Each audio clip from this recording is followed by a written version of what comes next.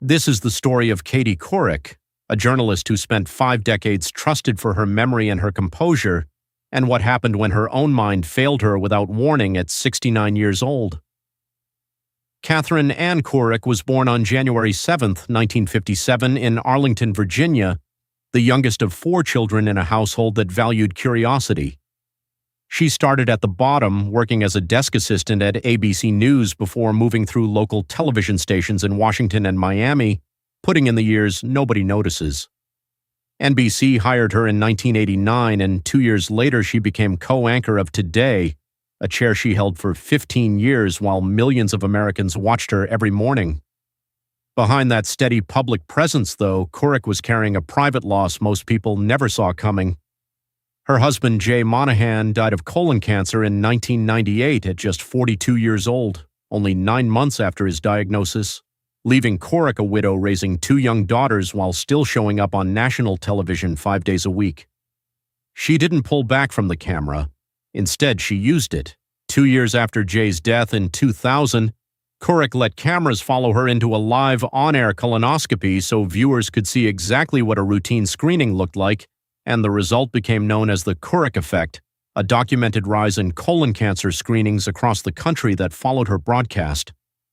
What started as personal grief turned into a public health legacy that outlasted the tragedy behind it. Her career kept climbing after that. She became the first woman to solo anchor a major network evening newscast at CBS, moved on to ABC, then to Yahoo, and eventually built her own independent media company, complete with a newsletter, a podcast, and a platform she answered to no one for. Then in 2022, the disease she had spent over 20 years warning the country about found her directly.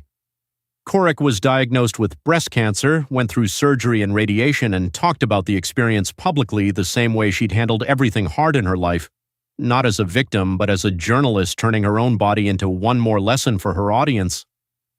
She recovered fully and was declared cancer-free.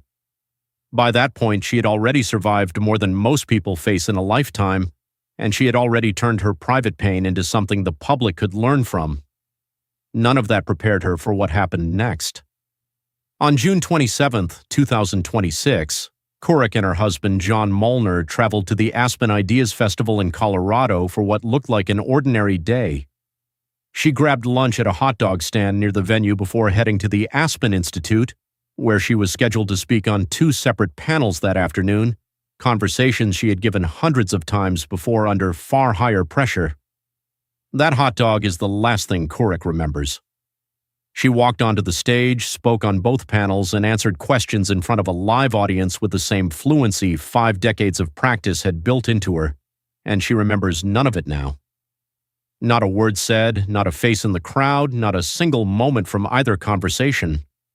Near the end of the second panel, the people around her noticed something was wrong before she did.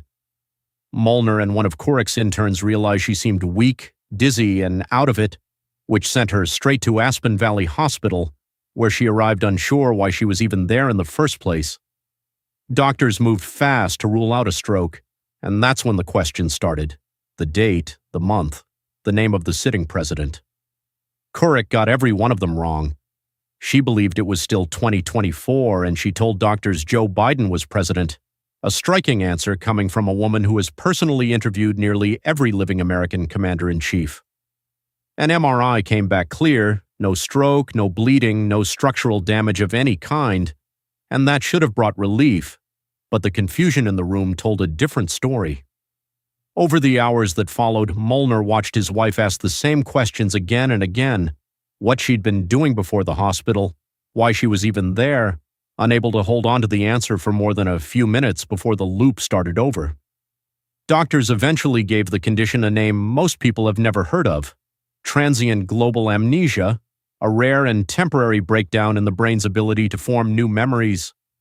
Patients stay fully awake and fully themselves during an episode, able to recognize the people they love and hold a conversation, but the ability to hang on to anything new simply shuts off. It isn't a stroke and it isn't dementia, and in the overwhelming majority of cases, it never happens again. None of that made the hospital room feel any less frightening while it was actually happening. By that evening, the fog started lifting, the gaps between her questions grew longer, and her ability to hold on to the present slowly came back online.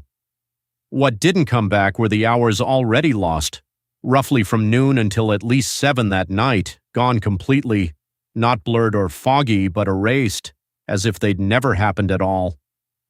9 days later, on July 6th, Couric wrote about the entire experience herself in an essay she titled "The Day I'll Never Remember." She described the missing stretch of time as a big black hole, hours that exist on video and in the memory of everyone who watched her speak that day, everyone except her. She's admitted she's been tempted to watch the footage from those 2 panels, just to see herself doing something she has no memory of doing at all, and with the same honesty that's defined her entire career, she's also admitted she isn't ready to watch it yet. 69 years old, and Couric has now survived the sudden death of a husband, a battle with breast cancer, and a condition that stole hours out of her own life without leaving so much as a trace behind. Doctors say the odds of it happening again are low, and nothing about it points to anything more serious down the road. She's already back to her newsletter, her podcast, her advocacy work, moving forward the way she always has. But that Saturday in Aspen will always sit unresolved, a permanent gap carved into the middle of an ordinary afternoon, missing from the memory of a woman who spent her whole career making sure nothing important ever got forgotten. "This was a freaky occurrence," she wrote. "It could have been much more serious.